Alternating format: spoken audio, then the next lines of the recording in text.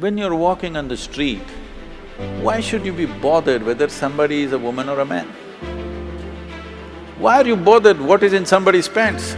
There is no need to go on talking about women's rights. We must say human rights and women are part of it, that's all. It's important. The feminine in the world is as important as the masculine in the world.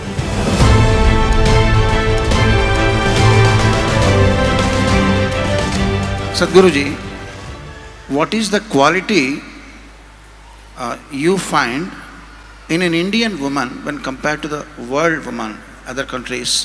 What is the best and beautiful quality, one single quality? Are you trying to get me into trouble?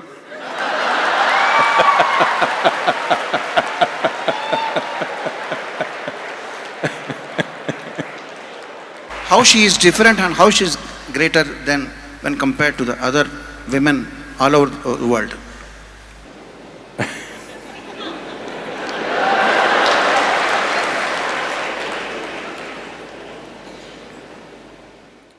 See, I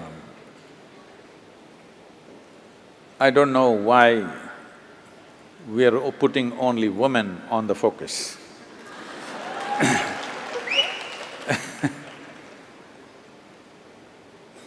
We are always putting women on the focus because we believe either they can be right or wrong. And of course, men are right.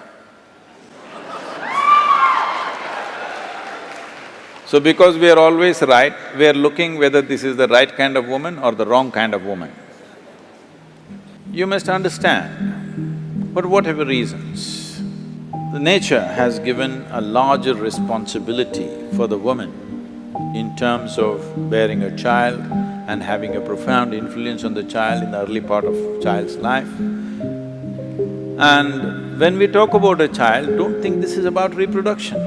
You and me are here because of that. So, our very existence began in a woman's body. That is, if you're normal birth, I am normal birth. There are some people who claim they dropped from elsewhere, I have nothing to say about them. If you're normal birth, our life began in a woman's body.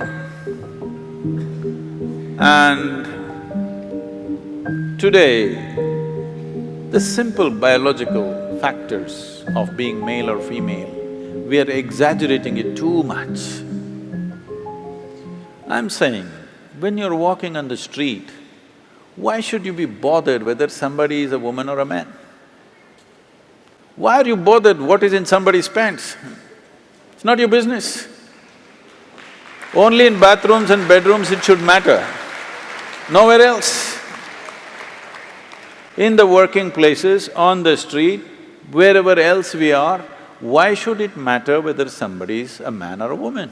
Why can't you just treat them as human beings?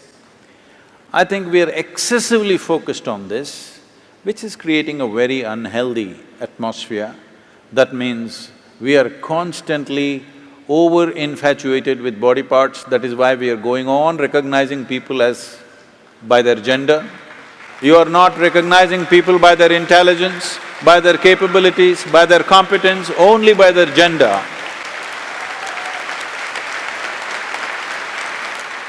But it is not a fair way of looking at the world. For certain aspects of our life, gender is important.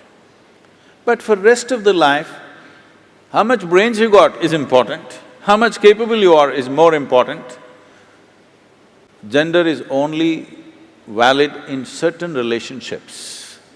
In rest of the relationships, gender shouldn't even come into the picture. Only then there will be equality. There is no need… there is no need to go on talking about women's rights. We must say human rights and women are part of it, that's all.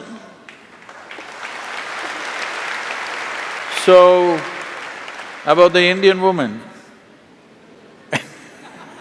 should I still talk?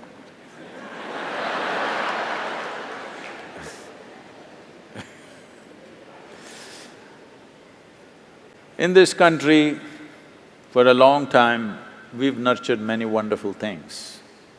But these wonderful things, because of many misunderstandings, have also taken on very horrendous forms.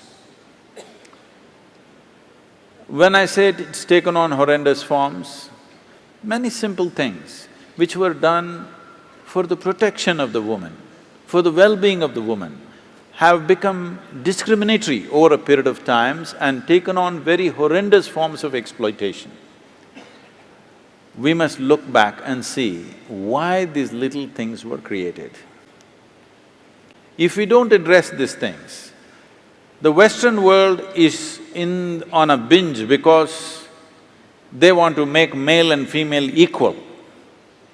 It is not necessary to be equal. Equal opportunity is fine. It is not necessary to expect a woman to do the same things that a man is doing. Then what is the point of the gender differentiation that nature has made? It's important, the feminine in the world is as important as the masculine in the world. But today, in the name of equality, women are coming to a place where they are beginning to act like men because they know that's the only way they can succeed in the world. The only way they can succeed is they have to act like men. You see even women doing like this these days. This is not necessary because if you destroy the feminine, then you truly have enslaved the woman. If you do not value the feminine in the world, all the gentleness will go away, you will have a marketplace at home also. It's already happening big time. Before people marry, they're making an agreement, when we break, who will get what in this house? Yes, prenuptial agreements are being made. Before we get married, already an agreement, if we break, my bank balance is mine, yours is yours. How can two people live like this? But here, still we have the joy of two people becoming one and enjoying that. Maybe after some time you will fight, but still, at least you have the joy of weaving two lives into one. When you go at it like this suspiciously in the name of equality, you will never know the joy of knowing each other, mingling with each other, being one with each other. Nothing will happen. Home will become a marketplace. This is because of wrong ideas of equality. Equality you should not even talk about. We should talk about responsibility for each other.